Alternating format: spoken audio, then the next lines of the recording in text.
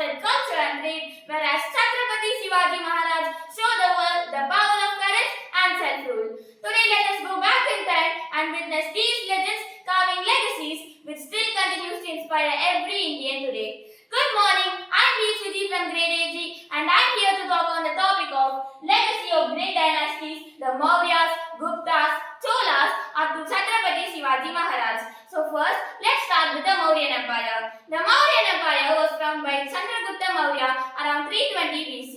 He was a great strategist and united almost all parts of India under one single rule. But the empire flourished and reached its greatest height only under the ruling of his grandson, who was none other than Ashoka, also known as Ashoka the Great. He was the commander during the Kaliga War, but after the war, he felt traumatized. Why? Because of the killings and the blood that he had encountered during that time. So therefore, he preached Buddhism and preached the principle of Dharma, also known as non-violence. He wrote about this Dharma in edicts, inscriptions and many other architectural sites. And this can be seen in many places even today. The Mauryas were also great at administration because they built rest houses and roads even at those times. This tells us that we should never underestimate ancient India. Next, we are moving on to the Gupta Empire. The Gupta Empire shows us that power is not only about the war and conquest, but it is also about knowledge and intellect. Why do I say so? Because during this period, many great mathematicians existed, even Aryabhatta, who discovered zero, place value system, decimal system, trigonometry, and even approximated the value of pi. These are all great fundamental concepts of mathematics, and he found that even during those times. There were also significant achievements in astronomical fields and also medical fields. In astronomical fields, the people started knowing about all the planets in the solar system and also came to know about solar eclipses too.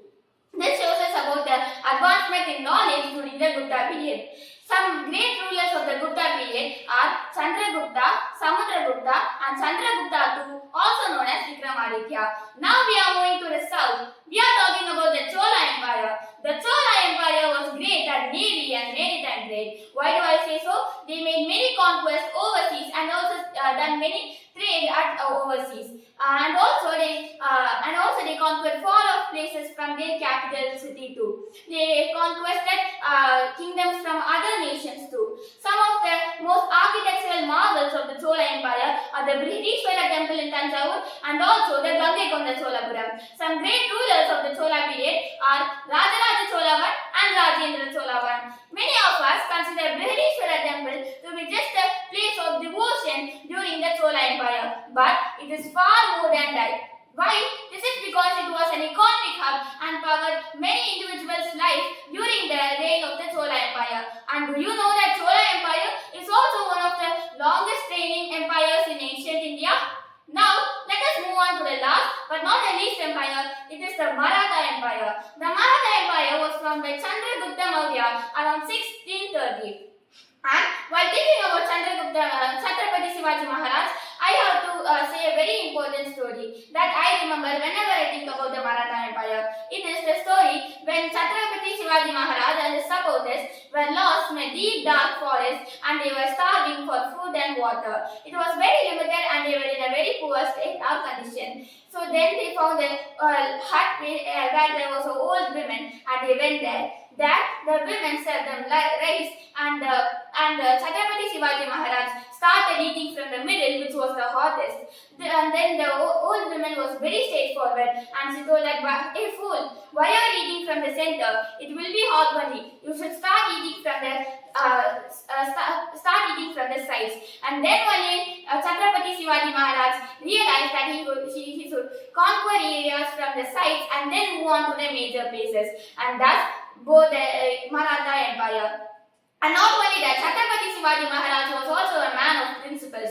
He created principles such as Swaraj.